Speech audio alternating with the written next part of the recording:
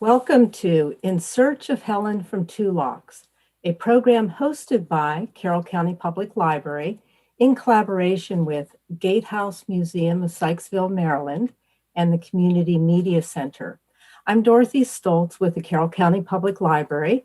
I'd like to thank Amber Farron, my colleague at the library, for helping out this evening. And we'd like to give a special shout out to the Community Media Center. Before we introduce our very special guest presenters this evening, I'd like to review our online housekeeping so you know how to ask questions of our presenters. If you're familiar with Zoom, you'll know that there is a Q&A icon at the bottom of the Zoom screen. And when you click on that, a small screen will come up and you can type your question right there. Now, if you're joining us by Facebook or YouTube, you can type your question in the chat box. We'll get to as many questions as we can. The recording of tonight's program will be posted to the library's YouTube page. Now, I'd like to introduce Jack McBride White, who will in turn introduce and interview our other very special guest, Sid Starliper. Jack is curator for the Gatehouse Museum, but he also is a writer, and he has published 3 books. His first book was a novel called The Keeper of the Ferris Wheel, published by Penguin Books. His second book is a book about a Carroll County story called In Carrie's Footprints, The Long Walk of Warren Dorsey. And his most recent book, In Search of Helen from Two Locks, is the focus of tonight's discussion. Jack has a knack for finding remarkable stories of resilience, demonstrating how to overcome adversity and expand beyond limitations when and wherever possible. So let's welcome Jack McBride White. Hello. Give me 1 second to share my screen.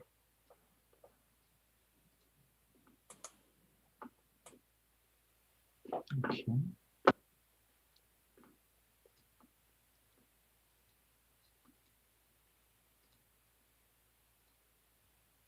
All right. Something's a little messed up.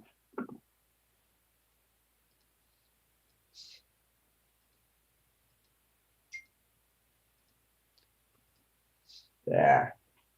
Okay. Hopefully everyone is seeing a beautiful picture of Dam 5 on the C&O Canal. And that was taken by a guy named Stephen Walker, who let us use it for the cover. Hopefully he's watching. So thanks, Stephen. Sid is with me. This is Sid's story. I'll introduce him when I come to the very first question. What we're looking at right now is an amazing place. This is called Dam 5, and a lot of the story takes place there. Sid's family, although he didn't even know it, had a strong presence there in the past. Now, this is in the book. It's kind of a theme statement. I saw this in National Geographic while I was researching genetics, because this is a story about 2 people who get a rare genetic disease. And this really sums things up. Sometimes deep in the nucleus of cells, a malformed monster lurks. And let's say it's a mutation, and it might not do anything. And then it might hit a woman when she's 30 years old and change her life and change the life of all her children, and have repercussions down through time. So there are a lot of stories here, and I'm going to try to show you a lot of pictures, but here's a basic story. Sid's mom died in Springfield Hospital when he was 7. He has no memory of her at all, except for one upsetting memory, which we hopefully will discuss. And believe it or not, one day he went into a Bob Evans in Frederick for breakfast, saw a school bus out the window, and he had this question: how did my mother get to school? And that completely changed his life. Just that one moment, that one question. And then he began to try to find out what happened to his mom. Here is a picture of his mother. She was originally named Helen Small, and she married and became Helen Starliper. I love this picture. She's looking straight into my eyes. So Sid, how does this picture make you feel? This particular picture makes me so proud. Mom was 12 years old, and it's precious. I've written down some words to describe, and maybe some that you had talked about, Jack, and the look of confidence on her face. She's striking, she's strong, and she's fashionable. And it just makes me feel so good. Okay. It is a great picture. Now, let's go to Bob Evans, Sid. What happened in Bob Evans? Well, in 2015, December of 2015, I retired. So in the spring of 2016, I would go out to breakfast a lot. So my favorite breakfast was at Bob Evans, and pancakes and sausage gravy. And so I went over there and was waiting on my order to be brought out, and the traffic stopped. And in front of the restaurant was a school bus. And what triggered that for me to, why did my mother ride on a bus? I don't know what brought that on, but it was just wonderful. And that's how it all started. And so I immediately started emailing the girls, when did they build the first school bus? And then the couple sitting beside me, close by me, and they had their mother with them. The couple was about my age. So I was just beside myself. So I thought, well, I'm going to go over and introduce myself, and I did. And I looked at the lady and I said, would you mind? They hadn't started eating. So I asked her, I said, can I ask you a question? She said, of course you can ask me a question. And I said, how did you go to school? And she immediately said, I would walk, or sometimes I would ride the family horse. And that's how I went to school. And when I got to school, I would turn the horse loose and he would go back home. It was just a wonderful experience. At the end of it, I went over and gave her a hug, and I paid for their breakfast, and now it was off to the races. Sid, how old was the lady? She was 98 years old. She was just 5 years younger than my mom. Okay. Mom at that time was 103, and she was 98. Okay. Now, we're going to move on.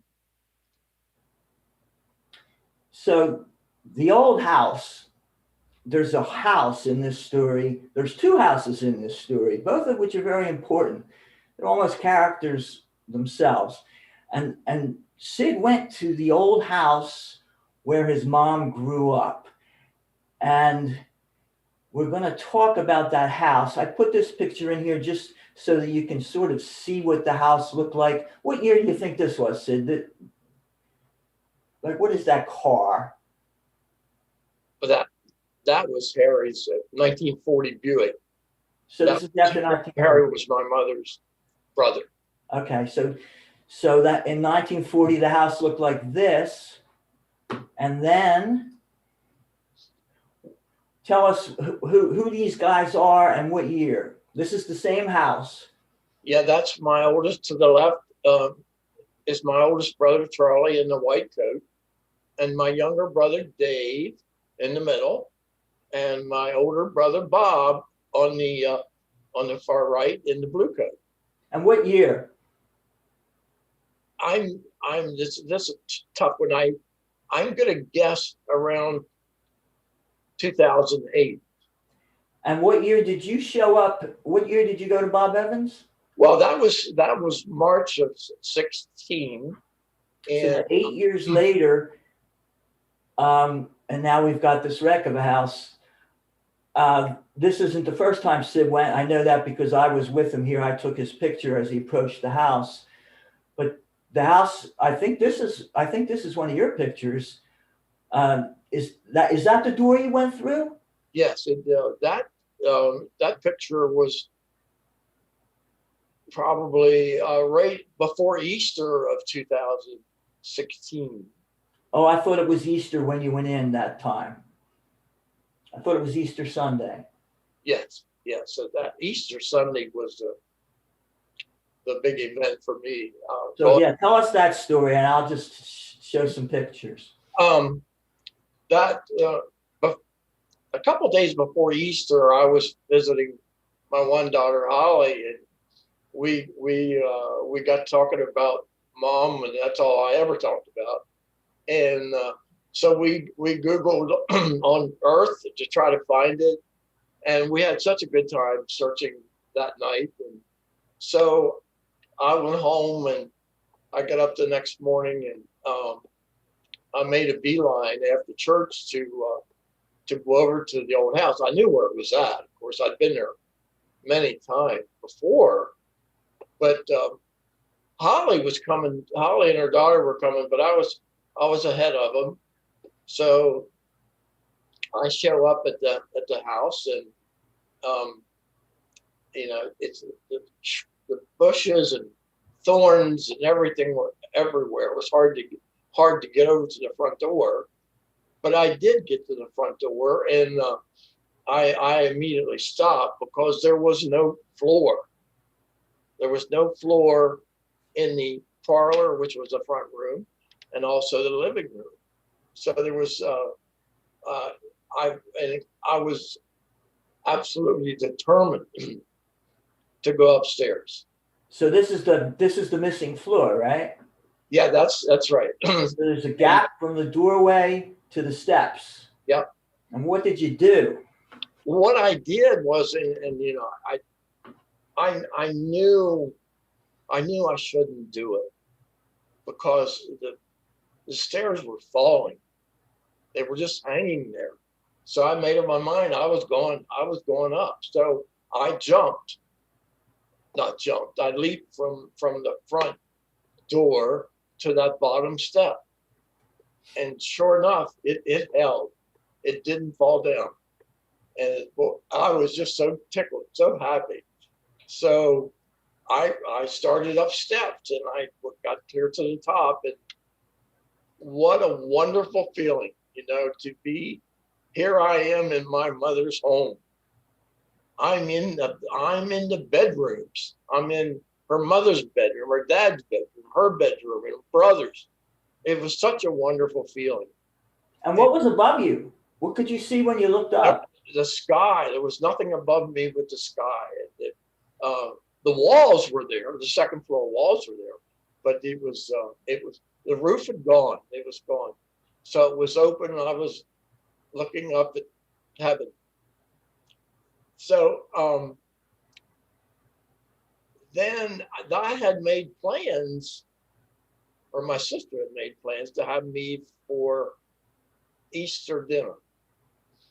So I'm looking at the clock. I was supposed to be there at 12, and I noticed that I was running out of time, and so it was just an awesome feeling to be there. That's when you said that this would be a good place to die? Yeah, that's exactly right. It was just overwhelming. and I said to myself, I want to live forever, but if I gonna die, this is a good place to die, right All here right, good. in my mother's bedroom. So anyhow, so then I I took my cell phone out and took a couple of pictures, and so then I called my sister Beverly, and I said, Beverly, she said, where are you? And I said, I'm over in your mother's house. No, you're not. I said, yes, I am. we laughed and argued a little bit, and I said, Beverly, I'm in your mother's bedroom. She said, no, you don't. You're not, because you don't know which one mom lived in or slept in. I said, well, I'm in all three of them. So I was sure that I was in our mother's. And so anyhow, she fussed me, and I said, okay, I hang up. I'm coming. That was the end of that. And I made my way back downstairs, and I was a little afraid, but it was okay. The stairs did not fall, and I would manage to get out the front door. All right. Now this one here is, well, obviously I took this, but notice that down below him, there's water. That's the Potomac River. This house is right, when you went out the back door of the house, there was a picket fence around the whole house. And then when you went through the picket fence, there was a brick that would swing it and close it shut. And then you would be at these cliffs. There were big rocks there. You could sit down on those rocks and you could look out at the river. So the reason Sid's holding on with two hands is because if he lets go and he falls, he's going to have a very long fall. He might be dead. So that's what that's all about. Now let me move on here. I just want to briefly, this fellow is Bob Small. He is the brother of Helen. He's older than her. He was born just in time to be exactly the right age to fight in World War I. He was the last resident of the house, and I think he died in 79, maybe it was 78. And he fought in 78? 79. Okay. He fought in the largest military engagement in American history, the Meuse-Argonne Offensive in France. He went into battle. It was I forget the exact date. It was fall, maybe October, early October, 1918. He had no training at all, and he was launched into this massive invasion. 5:30 in the morning, he had to climb up out of a trench with thousands of other guys into shells and machine guns and smoke. And 25,000 Americans died in 47 days. He lasted 9 days and ended up in a French hospital. But he did come home. He survived. He's an interesting character, and you could probably write a book about him. Now we're going to talk about the birthday party. Sid, one day in May of 1916, Sid went out into his backyard in Frederick and started digging. Why were you digging, Sid? Well, earlier that year, I was at my sister Betty's house, and I said, Betty, I'd like to do something for my mother for her birthday. So we decided we're going to have a party. We're going to have a birthday party for mom. So my first thought was I would like to build a grape arbor in my backyard, something similar to what my mother and her father had in his backyard. So I proceeded to build a grape arbor. In order to do that, I had to dig out the grass and the dirt and lay bricks, put in posts. It was quite an event. I mean, I really enjoyed it. I mean, that's how we first started that particular party, the celebration for mom. Isn't it true that no matter how much work you did, you didn't get tired? Yeah. Couple of things that I remember. So many people would listen to me. They let me tell about my mom. It was just amazing. Strangers, complete strangers. They let me talk to them and tell them about mom. Anyhow, I had a doctor's appointment, and I'll never forget. Her name was Dr. Lee, just a wonderful lady, and so she finished up the it was just a regular checkup, and so I was telling her, I said, I have a story I want to tell you. She said, okay, go ahead. And I said, but first of all, I'm working on putting in the grape arbor.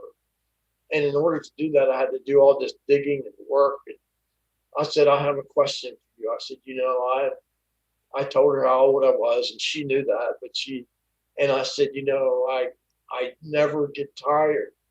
I could just keep working and working and working. And I said, I'm not sure where that's coming from. And she stopped me and she said, I can answer your question.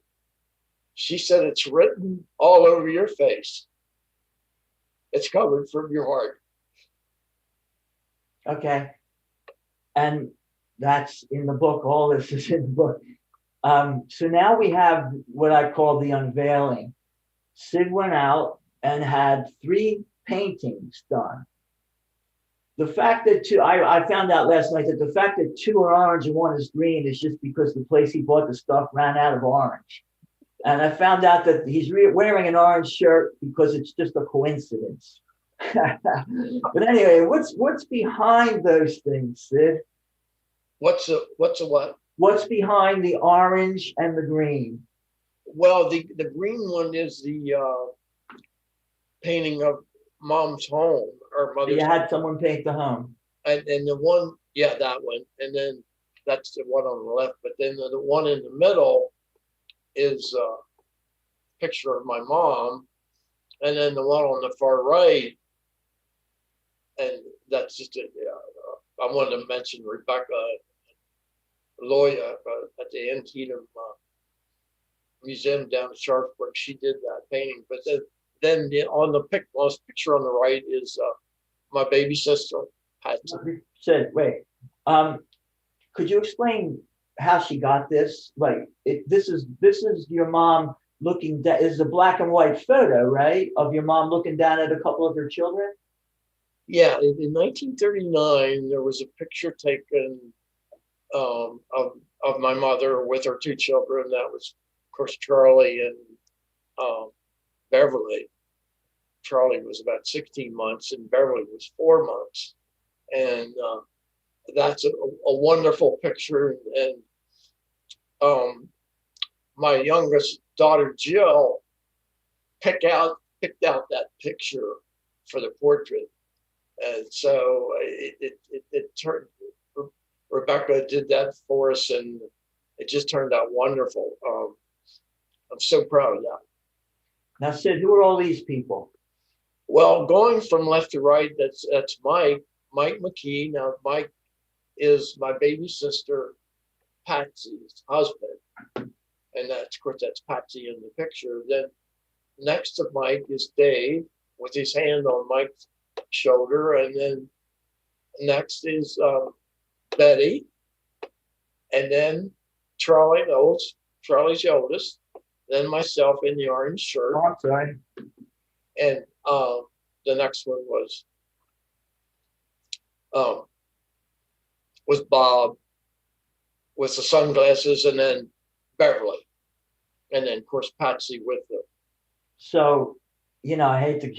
Patsy is dead at this point, and it was a great family, devastating trauma, and she died over the course of several years of this tremendously debilitating disease.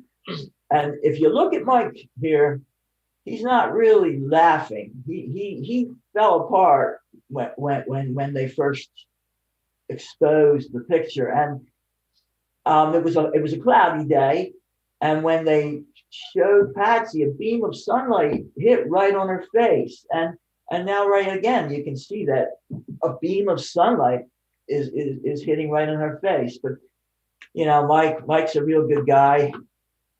They had to help him get it together.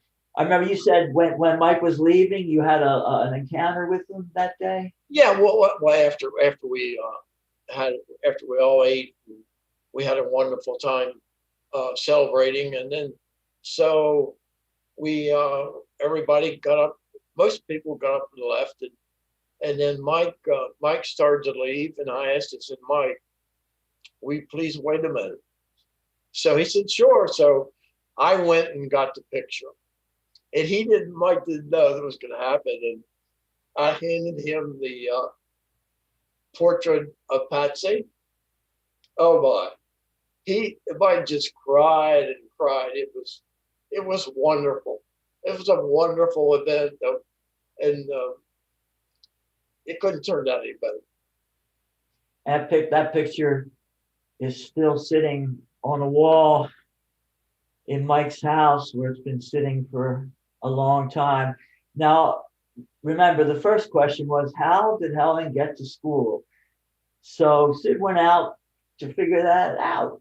And so tell us about this picture. Yeah, my mother had a choice. She could either take the shortcut and go through the fields, or she could stay on the hard surface road, which was a mile and a half. But if she went through the fields, it was only 3/4 of a mile. Well, down at the bottom of this hill behind me, or behind you see that picture, was a stream. So in order for Mom to take the shortcut, she had, yes, there's Jack has the picture. That's where the bridge was located. And my mother walked across the bridge and up that hill to the school. It was, for me, I did that. It was a moving experience for me to be able to do that, walk in my mother's footsteps and going to the Sunnyside School. It was just precious. And the school was turned into a house, right? Pardon me? The school's a house now. Yeah, this now the picture you showed earlier it's converted to a home, and people live there. They have 2 little girls. No, I think I have 2 little girls, and I've said hi to them, but it is a home now. And it was just a little 1-room schoolhouse. I wish I had a picture, but I don't know where it went. Now tell us about this. This is Bernie, and he lived right near the school. He's the one who showed you where the school was, right? Yes. Mike McKee, Patsy's husband, told me and my sister Betty where the schoolhouse was located, and we went down there, and so we figured out where we thought the school was, and there was a house on both sides, and we went up to the house on the right side of the school, and I knocked on the door, and Betty said, "Sid, you better not." I said, "No, we're gonna do it." So I kept knocking on the door, and finally Bernie came out. Bernie, we didn't know each other, and he very kind and polite. And then I told him why I was there, why Betty and I were there. We were looking for the Sunnyside School. And Bernie turned around and he pointed to the house beside his, and he said, "Right there is the Sunnyside School." Well, it was a special time. It was really a special time, and Bernie and I we shared a passion, and that passion was the school. For whatever reason, Bernie loved that school. He would make maps. He would do drawings. He knew where the coal bin was at. He knew everything about that school. And so I just loved it. We became the best of friends. He even knew about that bridge that my mother used to cross the stream. He talked about that even before I had asked him. It was truly amazing. And what about the paddle, Sid? Oh, yes. That first or second trip, I went down there a lot because I enjoyed going to see Bernie. He was such a good guy.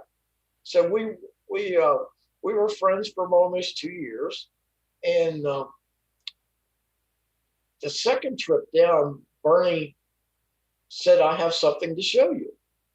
So Betty was with me. He went back in the house and he brought out this paddle, and he said, we found this when they remodeled the school. It was under the floor, close to the wood stove.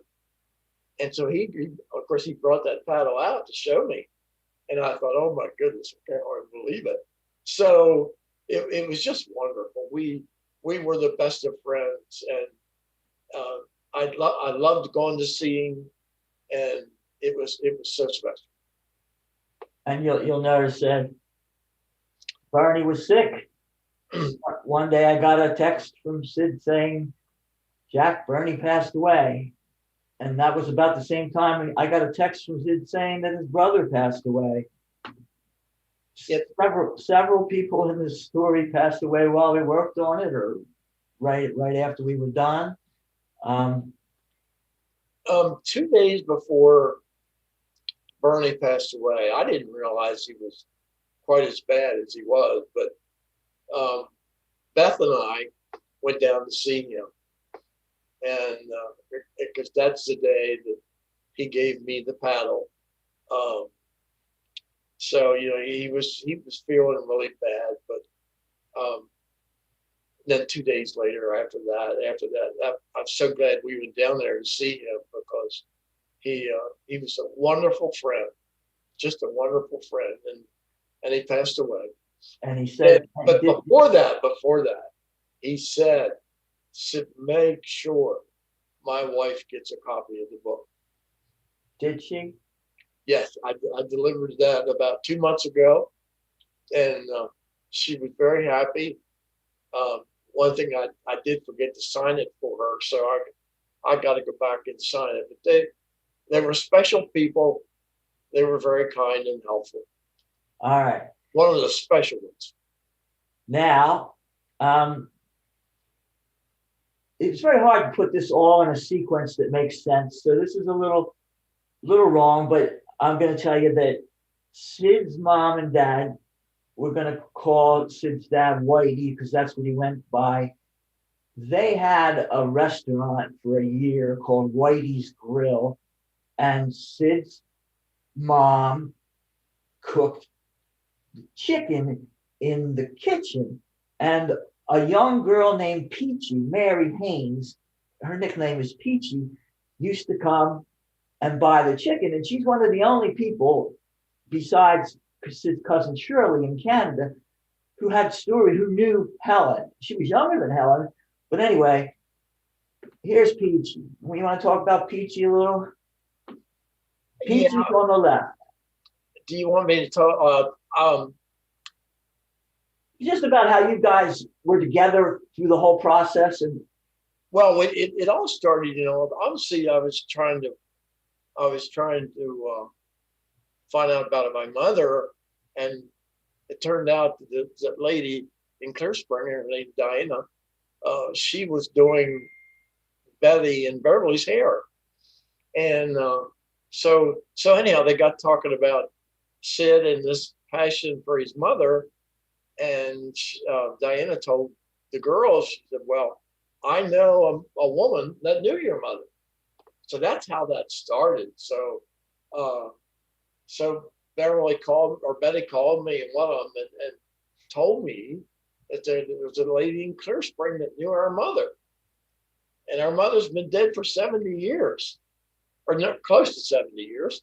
So anyhow, I was beside myself. But it was a little bit complicated because it turned out that she was in the hospital. So I couldn't wait. I made a beeline to go to that hospital. And so I got up there, and you're going to laugh at this one, but it was funny. But I was on a mission, though. So I went to the front desk, and the lady said, "Can I help you?" And I said, "Yeah, I'm here to see Mary. I want to see Mary." And she looked at me and she said, "Mary who?" I said, "I don't know." She looked at me again like I was from Mars, and I said, I'm sorry, I don't know her last name.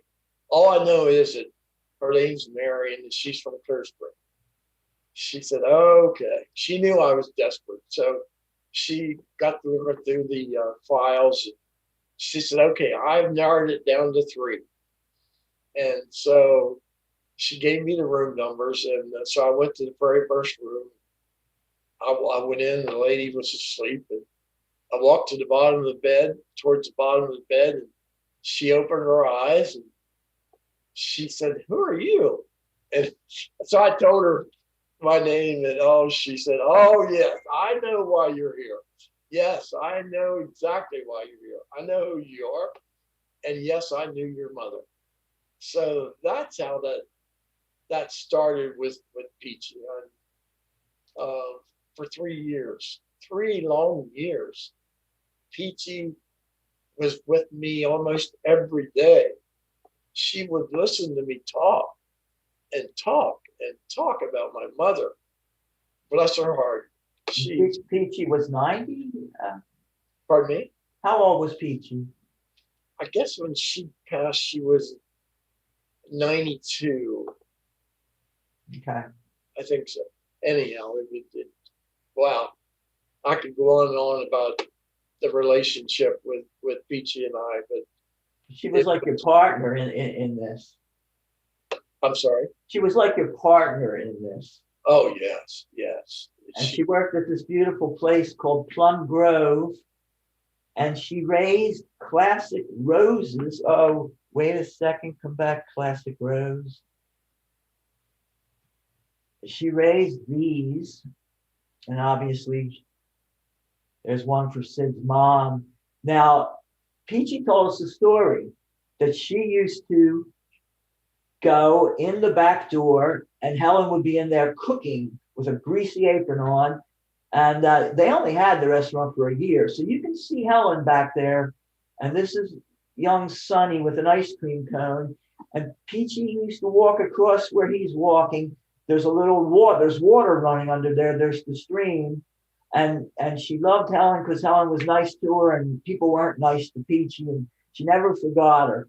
And it hasn't changed much because here's that same, pretty much the same place today.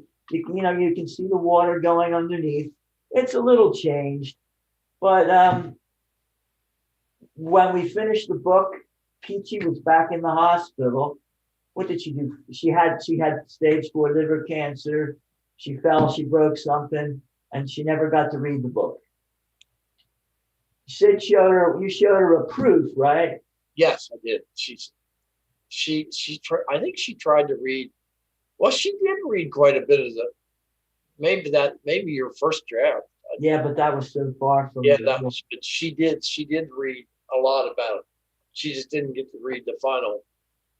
And that was a big disappointment to me. All right, now look with how much time it's got about 20 minutes. Let me talk for a minute here, Sid. Okay. So these people in this book, we go all the way back to like the origins of these families. So the Starlipers came here when a guy named Anton Starliper came here. He was a Hessian. He came here to fight with the British in the American Revolution. He was captured. He eventually escaped, married an American woman, and changed his name to Starliper. And, that's how the Starlipers got here. Now, the Starlings are a very interesting family, and they had a big, they were big on the canal. And this guy here, Gardlock Dan Sterling, he took care of a place on the canal for about 25 years. Everyone knew him as Gardlock Dan or Lockkeeper Dan. And this is his family. And okay, so Sid's related to him closely, actually. I'll get to that. So he lived here. They lived here. I should have a better picture. They lived at this lock house. A lock house is basically a house where the dam keeper and his family live. And this particular place was important. And Dan was very brave. 3 of his brothers fought in the Civil War. One actually was buried many years later in his uniform with his medals. But Dan tried to get in, but he was only 14, and the war was almost over, so they sent him home. But you can see his house up here, and you can see this is called a guard lock. I'm not going to get into mechanic; it's pretty technical. But one day there was a terrible tragedy there. A canal boat with 4 people on board was washed backward over the falls, over the dam, and a little girl was washed out, and they found her a couple of days later. The other girl broke her leg. Mom was hurt. Dad was hurt, but Mom wasn't hurt. Dan Garlock Dan saved them all. He rescued them, took them up to the house, and took care of them. But then the captain died, and Dan had tried to talk them out of going under the water. It wasn't a good time to go on, but they did, and it was a catastrophe. And now here we are at Lock 46. The whole 2 locks thing is about the fact that there were 2 locks right together at this point. And very briefly, the Sino Canal, if you can see from here to here, I don't know if you can see my cursor, is just this narrow pathway where canal boats went through, pulled by mules. And there happened to be 2 locks real close together. And Sid's family, the Smalls, Helen's home, was right near here, as was Harry Garlock Dan Sterling's family. There were a whole bunch of them there, the Smalls and the Sterlings. I think between the 2 lock houses, 45 and Dam 5 and this one was half a mile or a quarter mile. And in that area, there were a whole bunch of Sid's family. And there's a store up here. It's like the local convenience store. It had everything. I had stuff you wouldn't get today. Like you could rent mules there, but so Sid's family, the Smalls, this is Kate Sterling, Helen's paternal grandmother, and she's the sister of Garlock Dan Sterling. I have a theory about her. Something about her eyes.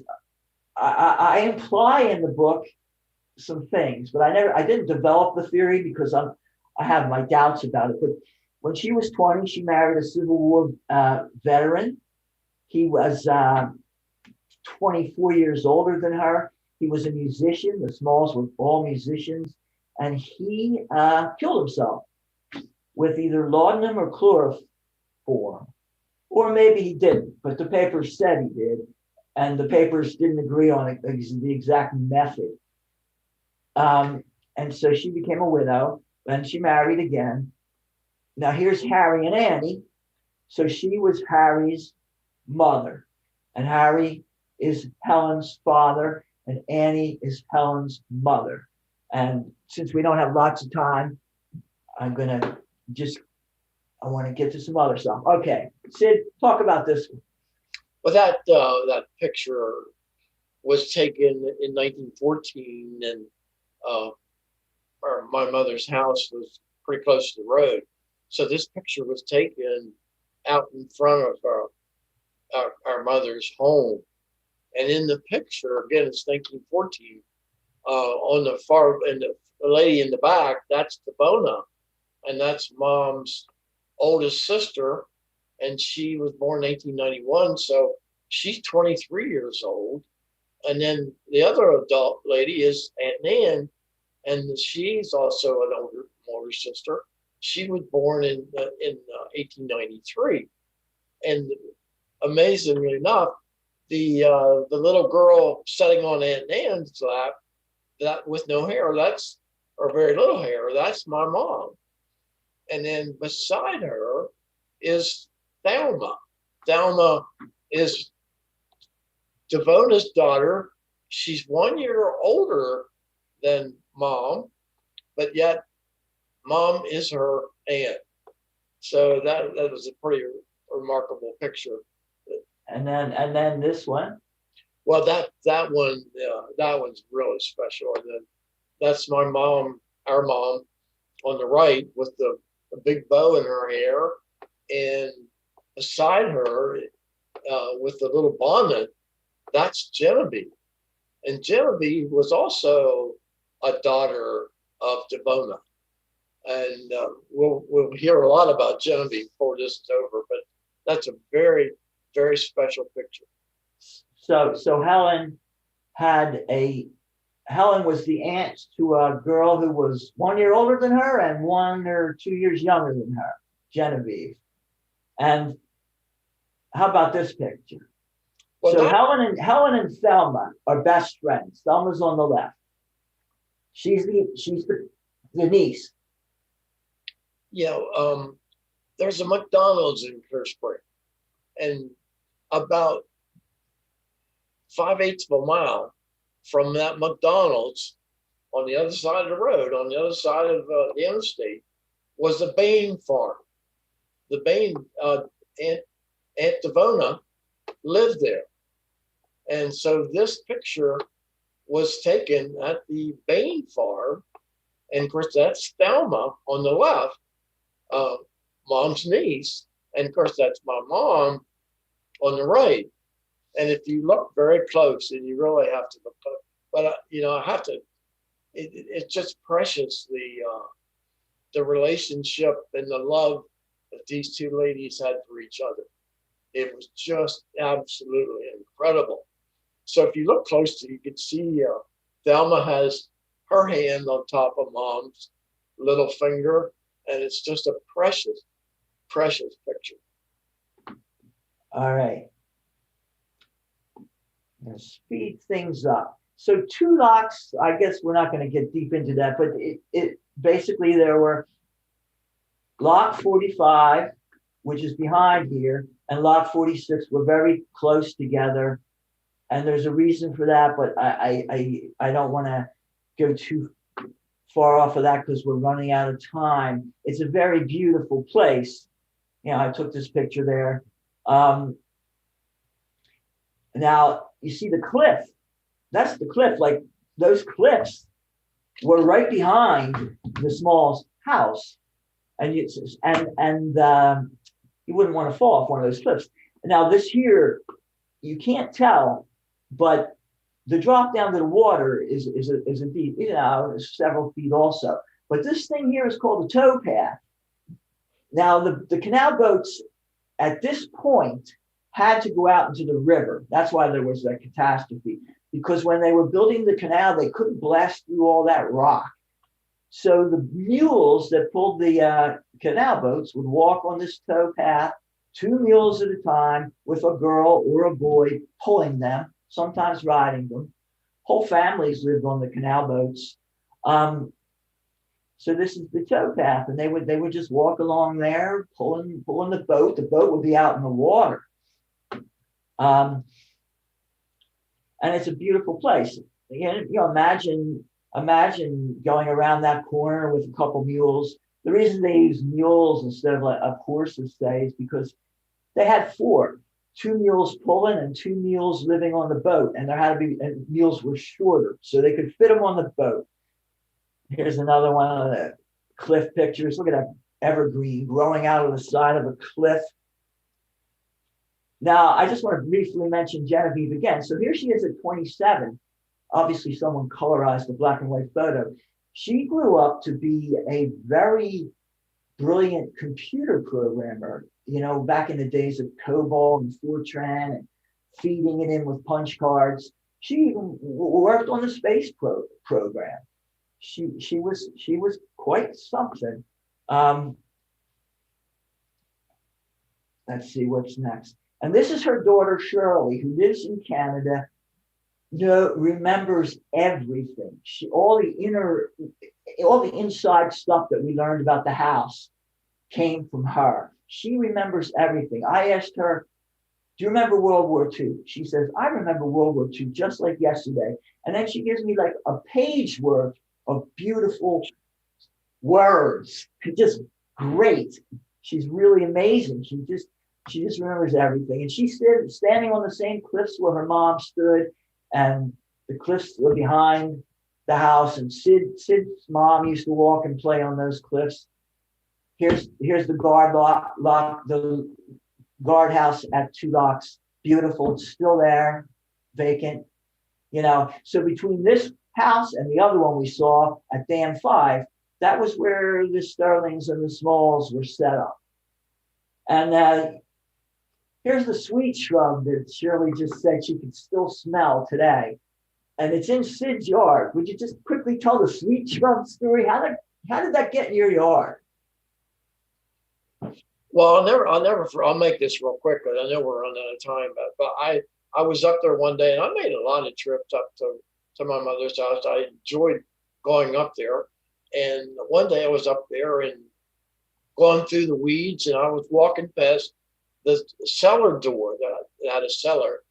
And I happened to look, and I saw these beautiful flowers as you see in the picture. And boy, I thought, wow, that's incredible. So I didn't smell them, but I noticed that they were so pretty. And so I went up 2 weeks later. I went up to Betty's house, and so we're calling to Shirley. We called Shirley, and she talked to us for an hour or more. So then she said, over by the cellar door was a sweet shrub. I couldn't believe she was saying. So anyhow, she went on telling the story about the sweet shrub, and that my mother and her sisters would put the sweet shrub in their hanky, and then they crush it, put it in their pocket, and use it for perfume when they went to school. So anyhow, she told me all about that. So I'm thinking, boy, I'm going back up there. I have to go back. So after that evening or the next day, I make a beeline up there. I want to go see that sweet shrub again. I get up there and I can't find it. I'm looking everywhere. I'm thinking, oh, golly, because I didn't know what it looked like without the shrub, about the flower. And just at the last minute, I looked up, and there was one flower about 10 or 12 feet up off the ground. One sweet shrub flower. So then I knew which one was.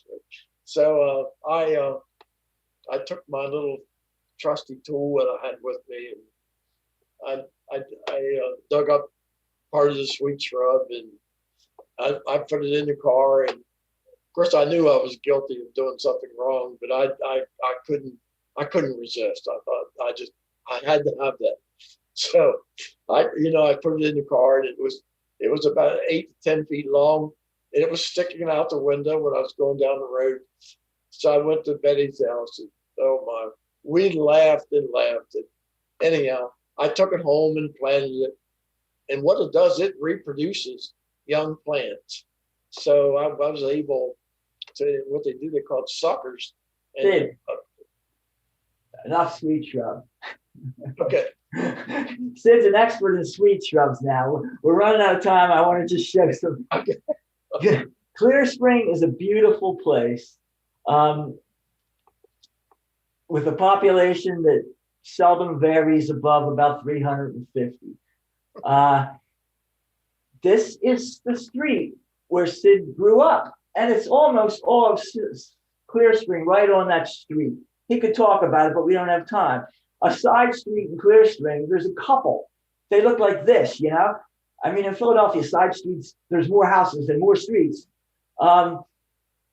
This house and this house are important. And I'll let Sid, you want to talk about these? Well, the yellow one is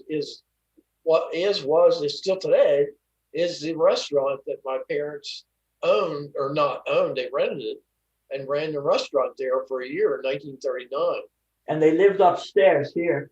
Yeah, they lived upstairs, and this was all down on the first floor, where they had the bar and the sold Cokes, and I think they sold a couple beers, I think. And so anyhow, and then Mom fixed the fried chicken. And then right to the left, where you see the double window past the plywood, that's the old barber shop. So, right. And then right next to it, with the little bay window, that's Jess Hall's property. So Jess owned this property, the barber shop, and the restaurant. So all three of those belong to Jess. Yes, so it was Sid's barber growing up, and he also was one of the men who carried Helen's coffin. Sid, we only have like 3 minutes. Do you think you could tell the story of the end of the house on the canal? And I'll just show pictures and people can look at them. What story did you say? I'm sorry. The day you went and the house was gone. Oh, okay, I will. So anyhow, We'll end with that.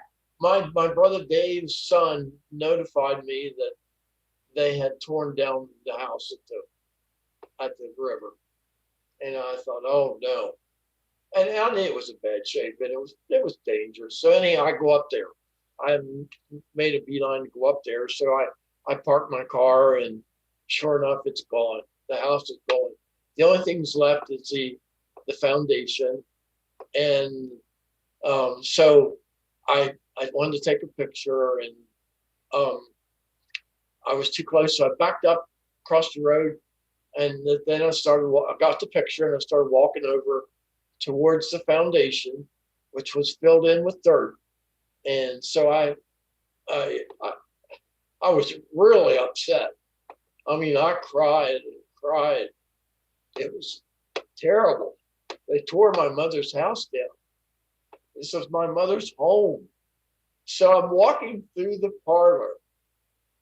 The parlor's on the right side, and I'm crying my heart out. I get to the kitchen. I step down over there's a little separation there, and I step into the kitchen, and out of nowhere, I hear, "It's okay. It's okay. It's okay." And I was in shock. I didn't know where it was coming from. I couldn't tell.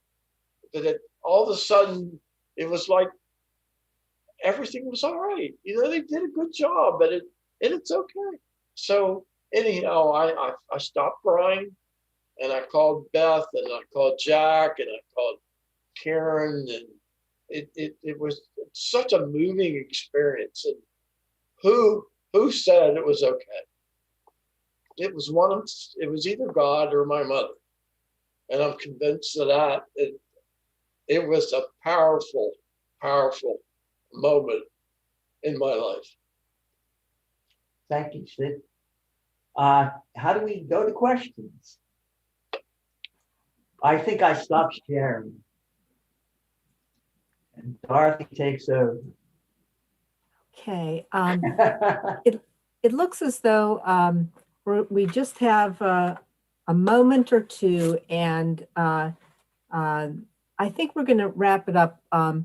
We don't have really time for questions right now, but I do want to thank you, Sid, for sharing your story.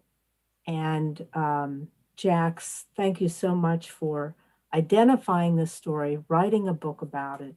And the library does have copies if anybody would like to reserve and use our express pickup. We would love to have you borrow the book. And it is available on Amazon as well, right, right, Jack? Yeah, and I just realized you had asked me to keep sharing. Hold on. Oh, no, that's okay. Don't you get to the final library page? Go ahead. Yeah, if doesn't matter. So just to thank you. We'd like to, once again, thank our fabulous sponsor, Community Media Center, the Gatehouse Museum, the library, Carroll County Public Library. Was very excited to be part of this. And thank you, everyone, for joining us this evening.